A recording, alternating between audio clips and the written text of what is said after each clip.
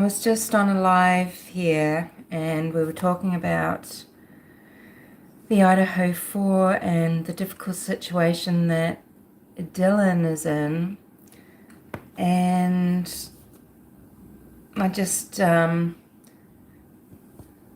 out of the corner of my eye just one of my books, and it's one I've read from before.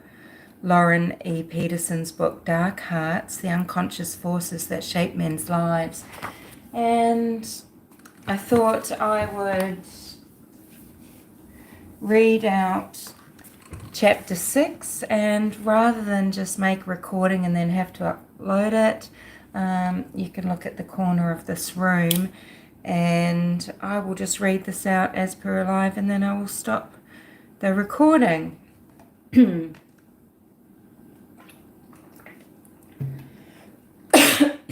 Excuse me, that's not very good, is it, if I'm going to cough? So chapter 6, Man the Slayer, the Dark Side of Masculinity. Quote, man is the only species that is a mass murderer, the only misfit in his own society. Why should this be so?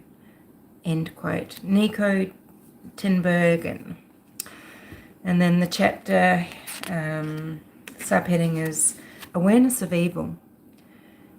The ancient concept of the dark side of human nature is recorded in mythology, folk legend, and fairy tales, as well as in the religion and philosophy of both primitive peoples and classical civilizations. That which is dark and sinister within was probably initially projected outward as a force of nature, as a dark god or goddess, or later in Christianity as the devil. This projection or externalization of has been one of humanity's greatest problems. The projection process creates a polarization of nature, turning its original cycle of life and death into a moral problem of good and evil. On a collective level, there has always been a remarkable intolerance in human beings to recognize that adversity may reside within. When people inevitably begin to recognize that this dark side existed in individuals, possession by evil spirits was blamed. This aspect of human experience was originally conceived within religions as the problem of evil. In the history of psychiatry and psychology, evil began to be viewed as disease, neurosis, or psychosis. We've now come to recognize the internal nature of psychological conflict, which expresses itself in myriad symptomatic forms, such as delusions, persecutions, psychosomatic diseases, and so forth. Freud and his followers have established the place of psychoanalysis by the beginning of the 20th century. But the prevailing influence of Freud's early training in neurology and medicine left its mark on the foundation of psychoanalysis as a strongly biological rationale for the basic dynamics of mental functioning. In the last 100 years, this biological focus of human behavior has been often overused as a rationalization to explain the problem of evil as well as aggression. Although Freud saw evil as residing within the person, he formulated this idea as part of the duality within the psyche that came to be known as the death instinct. His later theory of drives, formulated in Beyond the Pleasure Principle, posited that this duality consisted of a sexual drive and an aggression drive. A polarity of masculine and feminine was inherent in Freud's theory of the instincts of sex and aggression. That the death instinct was part of his theory followed naturally from what Erich Fromm and others referred to as the patriarchal tradition, which perpetrated the view that women were an inferior and crippled version of men, that is, that women were castrated. This central point seems to have sprung from an unconscious splitting of masculine from feminine, as well as good from evil. As a result of this split, a man is over-identified with the masculine pole of his psyche and dissociated from his own indigenous power, endogenous, I should say, power. Rather than being able to rest with a conscious sense of superiority, he is saddled with an unconscious sense of inferiority, a sense of inadequacy via the creative maternal and feminine. In this way, he becomes impaired in his ability to promote life, to nurture, relate effectively and empathetically with either men or women. The anima, then, even though it is projected, is best understood in this context as an incomplete, damaged sense of self. How was this related to aggression? Freud's death instinct became a rationalization for the evil that men do, as if aggression and the drive for power and control were simply attributes of their sex. Another way of viewing the death instinct is to see it as a result of men's need for power, which is in turn a function of their exaggerated exogenic means of coping with the world, women, and themselves, or stated another way, a result of their failure to incorporate the feminine in themselves. We can surmise that men then need women as a group to carry this deprecated image of femininity. In this way, women may be said to be carriers of an anima image that is contaminated by the masculine shadow. Understood in this way, much of what is known as aggression in men can be accounted for. A historical instance of this collective projection can be seen in the persecution of witches in the Middle Ages, when millions of women were murdered for imagined or symbolic activities they were performing, especially for making pacts with the devil. My guess is that Freud never fully succeeded in justifying his dualistic instinct theory, because he could also never fully resolve his own inner masculine-feminine split. His unconscious attempt at resolution, if one can call it that, was to project this incomplete sense of masculinity onto women, seeing them as inferior men. Aspects of his personal life seem to portray this split. His rigid need to maintain authority in the face of challenges from those around him, his incessant preoccupation with death, the way he related to his daughter Anna, and his projection of inferiority onto women. As a society, we seem to have lost the understanding that many of our psychic struggles are manifestations of an inner splitting and a refusal to acknowledge that there are undesirable elements within us all. The Jungian, now this subheading is called the shadow. The Jungian concept of shadow offers a fertile starting point for examining the psychological origins of men's violence toward each other and toward those they love. As Jung states, unfortunately, there is no doubt about the fact that man is, as a whole, less good than he imagines himself or wants to be. Everyone carries a shadow, and the less it is embodied in the individual's conscious life, the blacker and denser it is. The shadow aspect of our personality consists of those parts of ourselves that we have learned through experience are not tolerable to others, especially to our parents. When these thoughts, feelings, and behaviors become unacceptable to us, we split from them. To fully understand the concept of the shadow, we need to understand what splitting is and how it both helps and hinders us in our efforts to achieve the greatest level of self-reflective consciousness.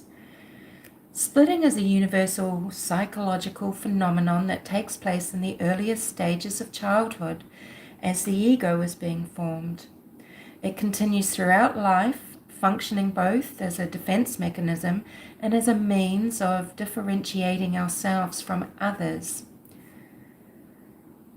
As we saw earlier, the child experiences itself initially as part of the mother.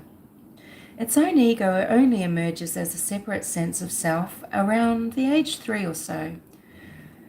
Splitting from the mother at this point is entirely normal and assists in the development of stable ego, or the sense of I-ness.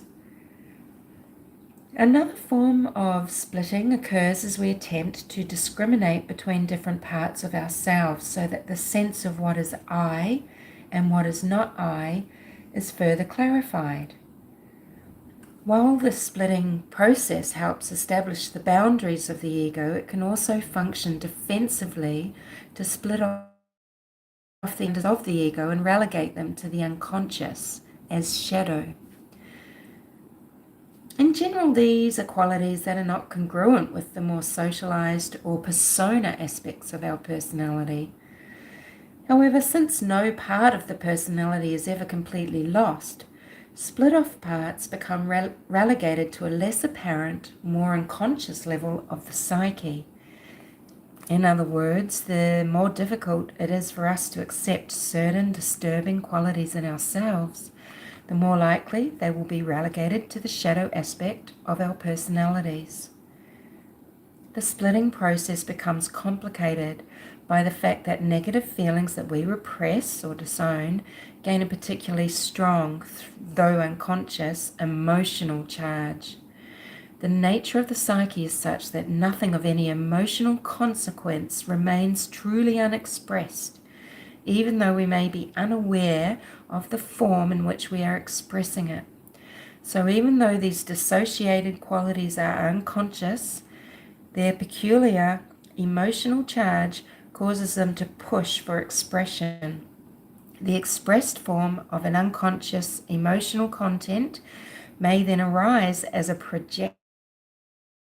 What we have disowned is projected onto others, who consequentially we will reject as somehow being less than or inferior to ourselves. These projections are always accompanied by strong, often negative feelings such as revulsion, disgust, anger, or fear. Our previously repressed emotional reactions to our own unacceptable qualities. Our projections, then, are the ostracized elements of our own personalities. That is why when we encounter a carrier of some split-off shallow quality, we have such a strong and often irrational emotional reaction. The reaction itself often indicates that a shadow has been activated. And then we have a subheading, the collective shadow. The shadow becomes collective when it manifests in the attitudes and behavior of large groups, or when one individual comes to personify it, embodying the collective evil. Personifications of the collective shadow include Napoleon, Hitler, Mussolini, Lenin, Stalin, and Jim Jones of the People's Temple. What seems remarkable is that all of these men were initially motivated, at least superficially, by political, religious, or philosophical images of achieving a utopian ideal. They all viewed themselves as being facilitators of much-needed reforms that ultimately would benefit their group, if not mankind. Well, it says, if not humankind. But in each case, there was also an equally powerful obsession to exclude, by whatever means, from this ideal state, those elements that were considered to be incompatible, inconsistent, or antithetical to their point of view. War is perhaps one of the best examples of a shadow problem carried out in a collective arena of mutual projection. Little individual consciousness is expressed in the preparation for and engagement in war. It is in war that men are again thoroughly split from the feminine and nature, both in the ways they act and in the ways they view their opponents. I don't think the dynamic is essentially much different from the antics and passions aroused by a football game in which allegiance is based more on the city one lives in than the virtues of one's team.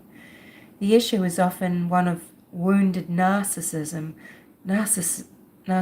sorry, I can't talk, trying to heal itself through forms of justified vengeance. The history of civilization abounds with examples of the deplorable consequences of scapegoating, such as the persecution of witches, the Nazis' murder of the Jews, and the Spanish Inquisition, as well as other atrocities against minorities and women. The splitting process often occupies a central and critical role in mass movements and belief systems, serving to maintain the group's identity, beliefs, and convictions. In this way, the group's point of view becomes compulsively dogmatic, arrogant, dictatorial, and increasingly intolerant of anything that departs from it. Whether this point of view is political, religious, or scientific, it begins narcissistically to exert a claim on what is quote-unquote right, while also establishing a definition of reality that claims to know what is wrong, incorrect, immoral, and evil. So where then does evil really lie? Perhaps like beauty, evil is also in the eye of the beholder. There is no universal consensus of what is evil. And then this chapter, this subheading, is the personal shadow. And I'm just having a sip of water.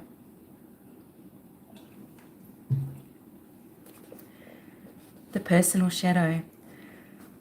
On a personal level, the shadow can often be found in dreams, fantasies, and of course projections onto others. When the shadow is projected, it may be carried by an individual or by a whole group of like individuals.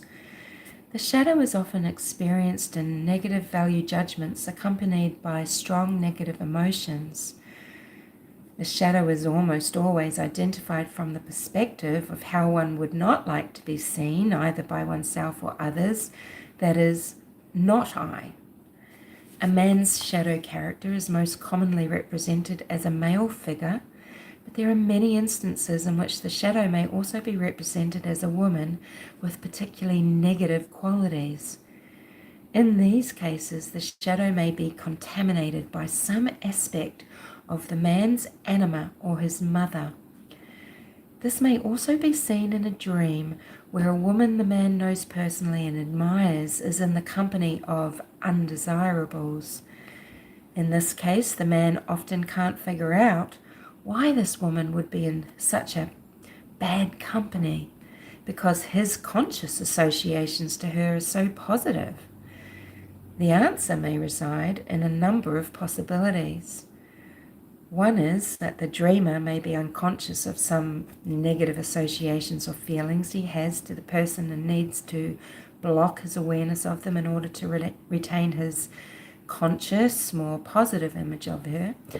A second possibility is that the dreamer may have some unacceptable wishes or impulses towards this woman that he cannot allow himself to acknowledge in his conscious state. So he compromises by having the admired person be in the company of these others who carry some aspect of his shadow. In this second case, the dream allows him to become aware of his suppressed wishes or impulses in the form that, at least initially, keeps them at a distance. A third instance in which this dream situation may occur is if the dreamer has been regarding this woman in an unrealistically positive way. The dream may be performing a compensatory function to modify the dreamer's exaggerated perception. This dream situation is just as likely to be represented in this way if it is another man with whom the dreamer is concerned. The shadow may also appear in a number of different guises, human or less than human. A man's shadow may manifest as a child, an adult male, or an old man, with each of these representing different developmental levels. In general, the more dissociated the shadow qualities are, the more primitive the representation is going to be. The shadow may have features that are primitive, animalistic, crippled, deformed, or even mutilated. Because the appearance of the shadow character in dreams varies, it is seldom recognized as part of oneself and is more likely to be experienced as alien to one's conscious identity. From the conscious standpoint, the dreamer will often be judgmental about the shadow character and wish to dissociate from him. Frequently, this character will cause some trouble within the dream and will evoke strong negative feelings in the dreamer. For example, one of the men in the men, and then he's just talking, the author's just talking about one of his men's groups. For example, one of the men in my men's group had the following dream. An armoured truck raises its guns and fires into the night sky. Half a dozen men flanking the truck do likewise. A glow in the air illuminates the truck and 2 soldiers are felled by machine gun fire.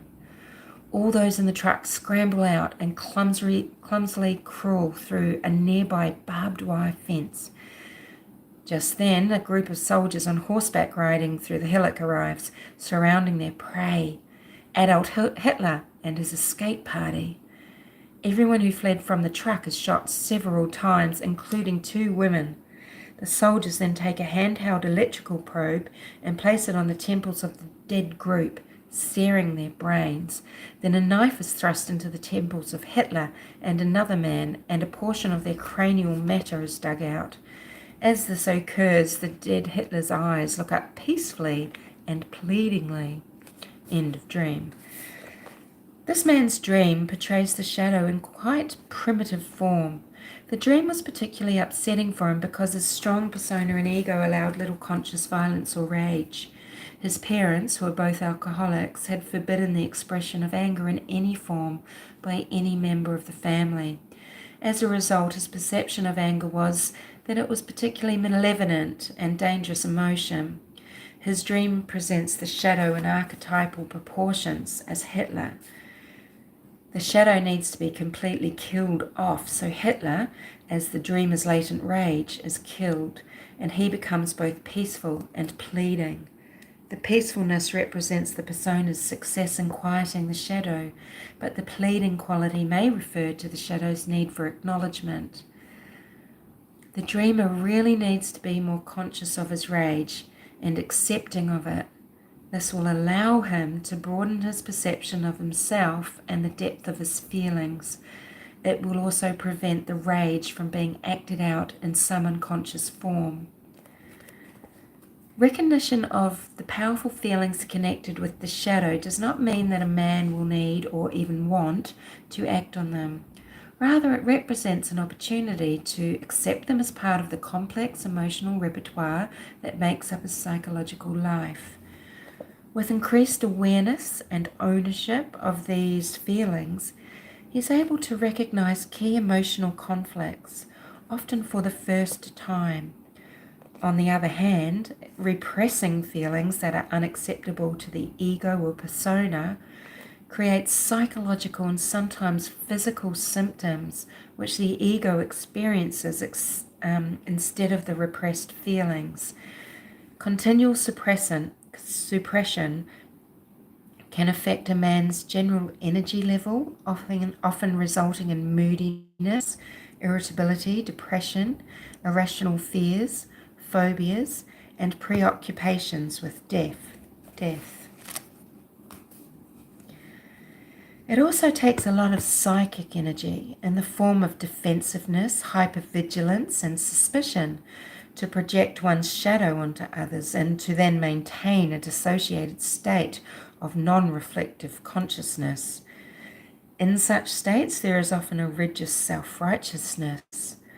Quote-unquote true believers and those who are certain that they know the quote-unquote truth beyond doubt are upset by any departures from their perceptions, primarily because another point of view threatens their image, their feelings of self-worth, and their basic beliefs. If a man's ego is not strong enough to contain his split-off feelings, his basic defenses will not be adequate to maintain the dissociated state. In this case, there is a greater likelihood that he will attack the carrier or carriers of his shadow based on the perception that the other is as he is perceived to be, no matter how irrational or idiosyncratic this perception may be. Subheading is Cultural Contributions to the Shadow in Men. The shadow qualities of men are shaped both by behavior that is discouraged and by behavior that is rewarded or reinforced by parents and the culture at large. In this way, boys in Western culture learn to conform to behavioral patterns that are defined as manly. For example, young boys are often rewarded for being aggressive with other boys. They are expected to be able to defend themselves and to not come home crying. A boy who does not defend himself, whether that is something he wishes to do or not, is considered a sissy and is often humiliated by his parents, particularly his father, and by his peers. In the inner city of Chicago, where the author grew up, he says, a boy's competence was not based on how well he did in school, but on how well he defended himself. To be tough was a virtue that was admired by one's peers. It conferred a degree of security and self-confidence. After haven when one is exposed to violence on a virtual daily basis. In the author's childhood, he witnessed a man shooting his wife and then dragging her body down the street. Wow. Continues, the first time I ever came home after a fight I'd lost, when I was 10, my stepfather told me in no uncertain terms that I was to go back out and beat up the other boy, and if I didn't, he would beat me up. As it turned out, I did go back and beat up the other boy. Not because I wanted to, but to avoid being beat up by my stepfather, who had already humiliated me for not winning in the first place. My stepfather had received a Purple Heart in World War II, as well as a case of shell shock that lasted many years of his life. And he told me that my time for war would also come.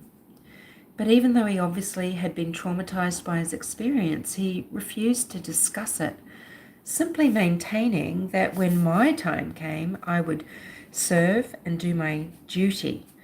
Killing people in defense of my country seemed to be part of what it meant to be a man, but it was a part that I secretly feared and abhorred, although I felt too ashamed to say so.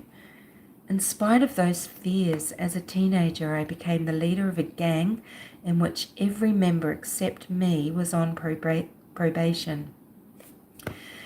It was not until I was almost killed in a fight that I saw how unconscious my attempt was to have status in my family and my peer group. When my time came for war, Vietnam, I couldn't go because of, I read that wrongly. When my time for war, Vietnam, eventually came, I couldn't go because of a severe hearing impairment. Even though I became involved in the anti-war movement, I initially felt guilty for not having gone. After I finally admitted this to my anti-war friends, I learned that they felt the same way. We all felt guilty. Even though we disagreed with the war on moral grounds, we also felt tremendous compassion for our brothers who, for whatever reason, had to go. In American culture, boys are often given more positive reinforcement and less punishment for aggressive behavior than are girls. In fact, at 2 years of age, both boys and girls hit, scream, and cry with nearly equal frequency. But by the age of 4, boys become more verbally aggressive than boys, especially as they grow older, while boys become more physically aggressive. Other research indicates that preschool rage and tantrum behaviors are predictive of adolescent and adult aggression for males, but not for females. Other studies in child development show that aggressiveness is reinforced through imitation. That is, children who early on witness parents and adults behaving aggressively increase their own aggressive behavior even without rewards for doing so. These studies show that men who witnessed violence between their parents were almost 3 times as likely to hit their wives as were those whose parents had not been violent. The sons of the most violent parents had a rate of wife abuse 1,000 times greater than sons of non-violent parents. Several other studies have also found that witnessing abuse between parents is the most powerful determinant of becoming an abuser, even more so than if the man was a victim of child abuse. Also interestingly, the most consistent characteristic observed among victims of wife abuse is that the woman had witnessed violence between their parents growing up. So we see that the cultural and familial influences pattern individual male behavior in a fashion that men might not freely choose had they the choice. For example, what is often collectively considered to be manly behavior prescribes an unreflective way of being in the world. The following vignette appears in the psychological literature as an attempt to describe a young boy's problem. However, it fails to explain his relationship to the feminine, or rather, what of the feminine is missing for him. So it just tells a story here. BJ, aged 5 years, referred to his combined sexual and aggressive impulses as his robber feelings. He described how he, as policeman, seemed to be in constant battle to keep the robbers in jail.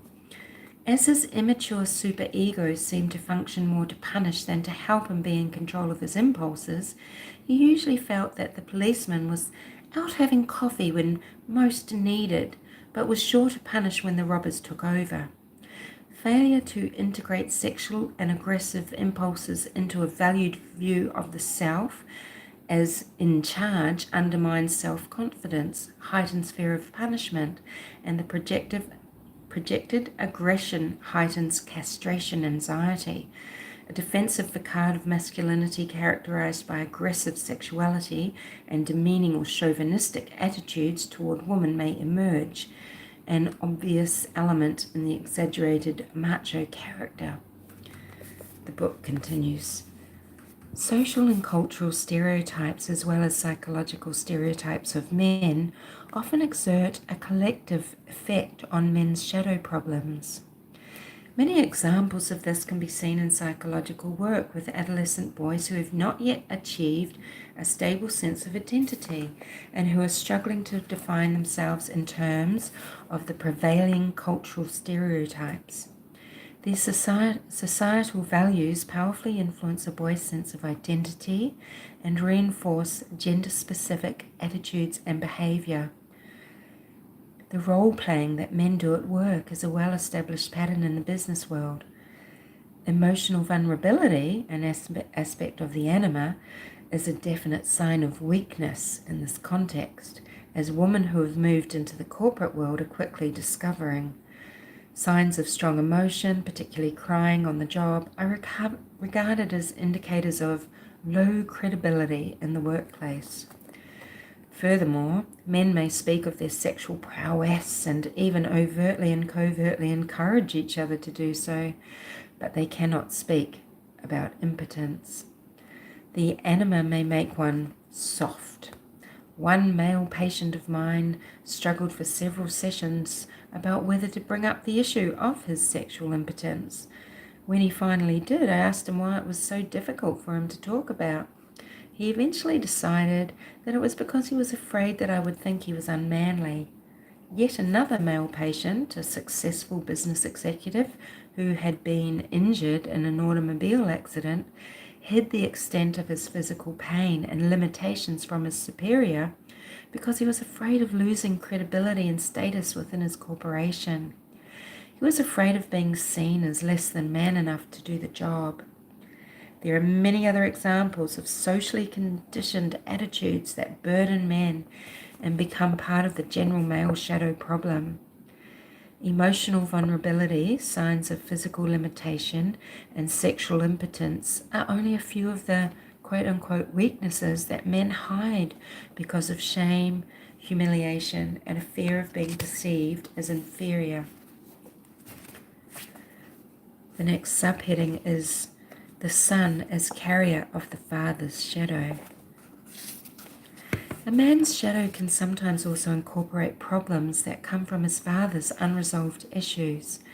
These issues may, in fact, sometimes go back several generations. In such cases, we may say that the personality of the son is contaminated by the shadow of the father.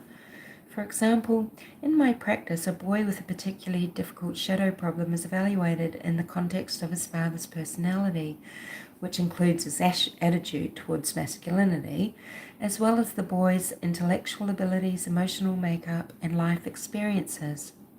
When a father does not own his own inadequacies and vulnerabilities consciously, these problems are often passed on to his son.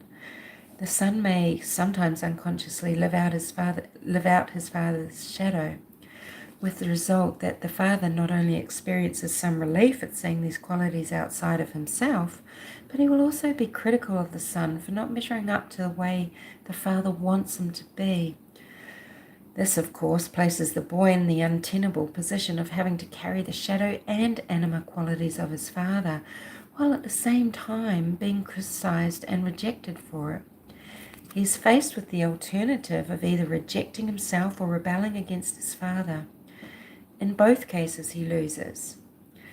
The son is often brought for therapy when he is carrying the father's shadow, but if the father can be treated instead of the son's problem seems to clear up.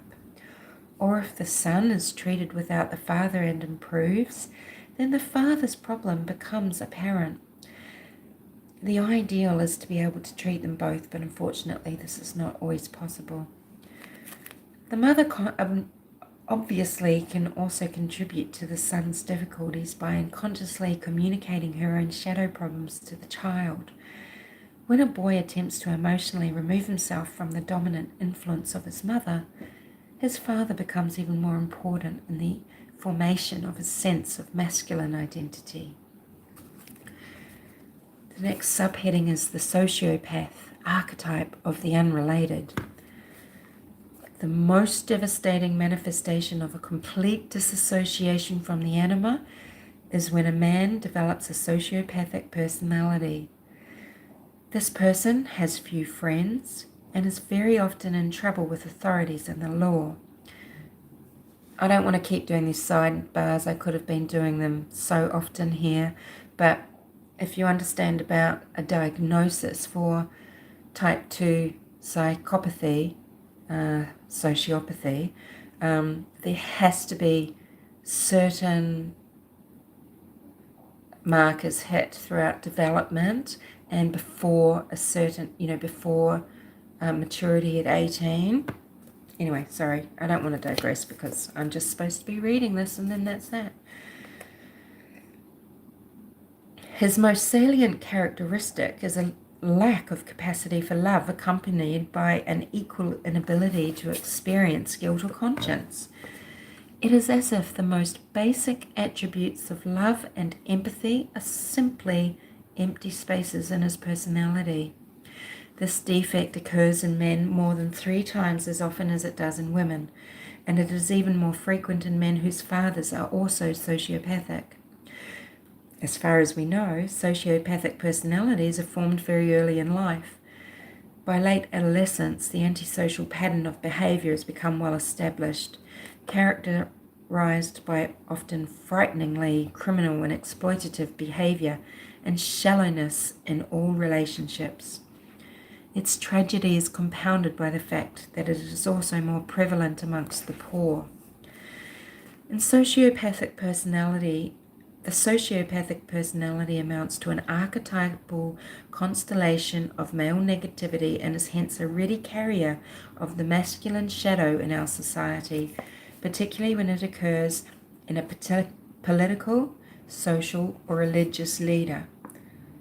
Conscienceless mass murderers like Charles Manson, Richard Speck, and Ted Bundy, he's getting called a mass murderer here, are among its more sensationalized representatives. But sociopaths can also be found among respected businessmen, politicians, and other professionals, as men who are capable of charming their victims whilst they extort, exploit, deceive, and humiliate them. Here, perhaps more than in any other personality disorder, we find the defect of relating to others as objects. Their love is not perverted as it seems to be, it is simply absent. It is perhaps the antithesis of love. As Erich Fromm states, the opposite of love is not hate but indifference. The sociopath's lack of love for others is not offset by a love of self, as the typically self-defeating nature of his life so frequently attests. His entire life seems to be a continual loveless act, which in one way or another culminates in self-destruction. Among personality disorders, sociopathy is still an enigma. We do not fully understand its cause. It remains one of the few disorders for which so far there is absolutely no cure, in spite of the fact that it is the most studied and researched of all personality problems. Perhaps one reason for this is the fact that sociopathic personalities find no need to be treated because they feel there's nothing wrong with them. The sociopathic person poses a dramatic challenge because if love, as Fromm has pointed out, consists of care, responsibility, respect, and knowledge for the other, then how are we as individuals and as a society to regard the sociopath? Perhaps this dilemma is the existential test of the Christian dictum, as you do unto the least of my brethren, so you do unto me. Actually, as a side note, I don't believe, and I thought that was Matthew 7:12, isn't it? Do unto others as you would. No, because what if it doesn't take into account masochism and sadism, does it? And that sort of thing. Anywho, moving on. Integrating the shadow. For Jung, the acknowledgement of the shadow is an essential step for the individuation process. It is a means of reaching into deeper and often less accessible levels of the psyche where the anima as mediator of the creative unconscious can be met. The shadow, although by definition a negative figure, this is Jung writing, the shadow, although by definition a negative figure, sometimes has certain clearly discernible traits and associations which point to a quite different background. It is as though he were hiding meaningful contents under an unprepossessing exterior. Experience confirms this, and what is more important, the things that are hidden usually consist of increasingly numinous figures. The one standing closest behind the shadow is the anima, who is endowed with considerable powers of fascination and possession. In the case of the individual, the problem constellated by the shadow is answered on the plane of the anima, that is, through relatedness. On with the book. The integration of the shadow, then, is a constructive and expansive endeavor, which eventually allows a man to develop increased degrees of personal emotional freedom, self-acceptance, and a greater degree of autonomy in his beliefs, feelings, and attitudes than he previously possessed. Accepting others and a more empathetic understanding of others' shortcomings and struggles. One of the greatest benefits in uncovering the shadow is that the general quality of human relationship is improved because we take a deeper responsibility for ourselves, thereby projecting less of our unintegrated selves onto others. This process moves us toward relatedness to our fellow human beings. In short, this process has the effect of increasing our capacity to love, and it is to men's sense of love that we now turn. And then that was the next chapter, goes on to be the men's sense of love. And thank you for listening, and I will see you later.